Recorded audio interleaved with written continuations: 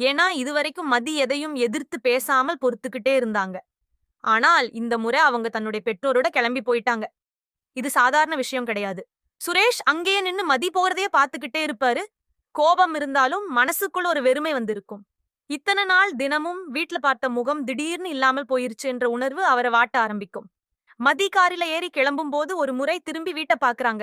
அந்த பார்வையில் ஏமாற்றமும் வலியும் கலந்திருக்கும். ராமமூர்த்தியும் அவரோட மனைவியும் இனிமேல் எதுவாக இருந்தாலும் நம்ம பொண்ண காப்பாத்தணும் என்ற முடிவோட வீட்டுக்கு அழைத்துச் செல்வாங்க. மதி தன்னுடைய வீட்டுக்கு வந்த பிறகு அங்கேயும் அமைதியா இருக்க முடியாது. வீட்ல இருந்த பழைய நினைவுகள் எல்லாம் அவரை தாக்க ஆரம்பிக்கும். தன்னுடைய அறைக்குள்ள போய் கதவை பூட்டிக்கிட்டு மதி கதறி அழுவாங்க. இதுவரைக்கும் மனசுக்குள்ள வச்சிருந்த வலிகள் எல்லாம் வெளியே வரும். அவருடைய அம்மா கதவை தட்டி சமாதானப்படுத்த முயற்சி பண்ணுவாங்க. ஆனா மதி பேசவே முடியாத நிலைமையில இருப்பாங்க. ராமமூர்த்தி வெளியே நின்று தன் மகளின் அழுகையை கேட்டு மனசு உடைந்து போவாரு. நாம எடுத்த முடிவு சரிதானா தவறான்னு அவர் யோசிக்க ஆரம்பிப்பாரு. அதே நேரத்துல தன்னுடைய மகளை மீண்டும் அந்த வீட்டுக்கு அனுப்பக்கூடாது என்ற எண்ணமும் அவருக்குள் வலுப்பெறும்.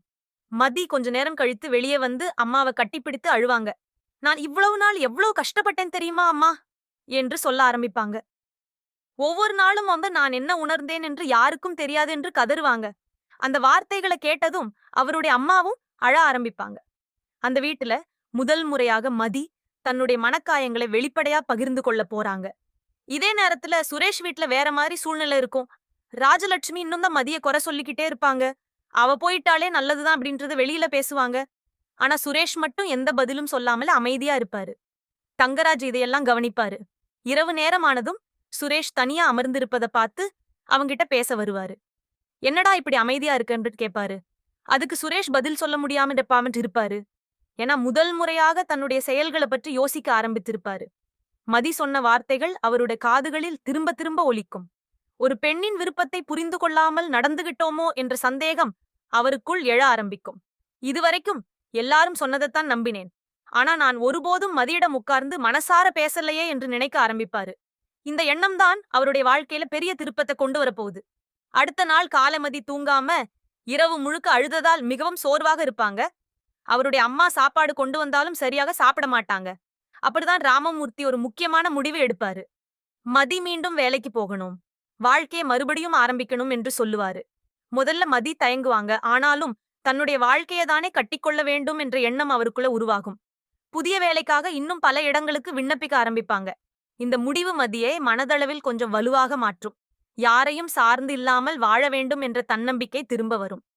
இதே விஷயம் பின்னாளில் ராஜலட்சுமிக்கு பெரிய அதிர்ச்சியை கொடுக்க போகுது. ஏன்னா மதி அவர்களுடைய நினைப்பை விட மிகவும் வலிமையான பெண்ணாக மாற ஆரம்பிச்சிருப்பாங்க. மலரும் ரேவதியும் மதி இல்லாத வீட்டை பார்த்து வருத்தப்படுவாங்க. குறிப்பாக மலருக்கு மதி மீது அதிக பாசம் இருப்பதால் அவளை நினைத்து கவலைப்படுவாங்க. ரேவதி கூட ராஜலட்சுமியிடம் பலமுறை பேச முயற்சி பண்ணுவாங்க. ஆனால் ராஜலட்சுமி தன்னுடைய தவறை ஒத்துக்கொள்ள தயாராக இருக்க மாட்டாங்க. எல்லா பிரச்சனைக்கும் காரணம் மதிதான் என்று மீண்டும் மீண்டும் சொல்லிக்கொண்டே இருப்பாங்க. இதை கேட்ட ரேவதிக்கு கோபம் வரும். ஒரு வீட்டில பிரச்சனை வந்தால் அதுக்கு ஒருத்தர் மட்டும் காரணம் இருக்க முடியாது என்று சொல்லுவாங்க. ஆனா ராஜலட்சுமி கேட்க மாட்டாங்க. இதனால் வீட்டுக்குள்ளேயே 2 பிரிவுகள் உருவாகும். ஒரு பக்கம் ராஜலட்சுமியும் ராகவனும் இருப்பாங்க.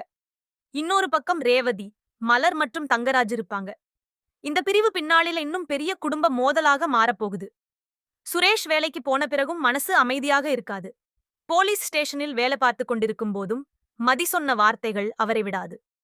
ஒரு பெண்ணின் சம்மதமில்லாமல் எந்த உறவும் சரியில்லை என்று மதி அழுது பேசியது அவரை உள்ளுக்குள் குத்திக்கொண்டே இருக்கும். தன்னுடைய சக ஊழியர்களை பார்க்கும்போது கூட அவருக்கு வெட்கமாக இருக்கும். நான் உண்மையிலேயே தவறு செய்தேனா என்று அவர் யோசிக்க ஆரம்பிப்பாரு. அந்த இரவு அவர் தனியாக தன்னுடைய அறைக்குள் சென்று மதியின் புகைப்படத்தை பார்ப்பாரு. திருமண நாளில் எடுத்த படம் கண்ணில் படும். அப்பொழுது அந்த நாள் மதி எவ்வளவு சந்தோஷமாக இருந்தாங்க என்பதை நினைவுபடுத்திக் கொள்வாரு. எப்பொழுது நம்ம வாழ்க்கை இவ்வளவு மோசமாக மாறியது என்று அவருக்கே புரியாது. முதல் முறையாக அவருடைய கோபம் குறைந்து குற்ற உணர்ச்சி அதிகரிக்க ஆரம்பிக்கும். இதற்கிடையில ராஜலட்சுமி ஒரு புதிய திட்டம் போட ஆரம்பிப்பாங்க. மதி வீட்டுக்கு போனது நல்ல சந்தர்ப்பம் என்று நினைத்து சுரேஷுக்கு வேறு பெண் பார்க்க வேண்டும் என்று மனசுல நினைப்பாங்க.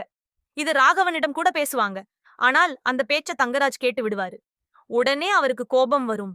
இன்னும் விவாகரத்து கூட ஆகல, இன்னும் பிரச்சனை தீரல, அதுக்குள்ள வேற கல்யாணம் பத்தி பேசுறீங்களான்னு கேட்பாரு. இதனால் வீட்டில பெரிய சண்டை வெடிக்கும். சுரேஷ் இந்த பேச்ச கேட்டு அதிர்ச்சி அடைவாரு. ஏன்னா அவர் மனசுக்குள்ள இன்னும் மதிய மறக்கவே முடியாம தவிக்க ஆரம்பித்திருப்பாரு. அப்போதுதான் தன்னுடைய அம்மா எடுத்துக்கொண்ட முடிவுகள் பல பிரச்சனைகளுக்கு காரணமோ என்று சந்தேகப்படுவாரு. மதி வீட்டில் இருந்தபடியே தன்னுடைய பழைய அலுவலகத்துல நடந்த விஷயங்கள பற்றி விசாரிக்க ஆரம்பிப்பாங்க. அப்போது அவருக்கு ஒரு அதிர்ச்சி தகவல் கிடைக்கும். தன்னுடைய வேலை போனதுக்கு பின்னாலே யாரோ ஒருவர் திட்டமிட்டு வேலை பார்த்திருக்காங்க என்பது தெரிய வரும். இது மதிக்கு பெரிய அதிர்ச்சியாக இருக்கும். இதுவரைக்கும் தன்னுடைய திறமையின்மையால் தான் வேலை போயிருச்சு என்று நினைச்சிருந்தாங்க. ஆனால் உண்மை வேற மாதிரி இருக்குது. அந்த உண்மையை கண்டுபிடிக்க வேண்டும் என்ற உறுதி அவர்களுக்குள் உருவாகும். இந்த விஷயம் கதையை இன்னும் பரபரப்பாக்க போகுது. ஏன்னா அந்த சதியின் பின்னால் யார் இருக்காங்க என்ற கேள்வி எல்லாரிடமும் எழ ஆரம்பிக்கும். சுரேஷ் ஒரு நாள் திடீர்னு மதிய பார்க்க வேண்டும் என்று முடிவு பண்ணுவாரு. யாரிடமும் சொல்லாமல் அவருடைய வீட்டிற்கு கிளம்பி போவாரு. அங்கே போனதும் ராமமூர்த்தி அவரை பார்த்து அதிர்ச்சி அடைவாரு. முதலில் உள்ளே வரக்கூட தயங்குவாரு. ஆனா ராமமூர்த்தி அமைதியாக பேசுவாரு. என்ன பேசணுமோ நேராக பேசுங்க என்று சொல்வாரு. சுரேஷ் மதிய பார்க்க வேண்டும் என்று சொல்லுவாரு.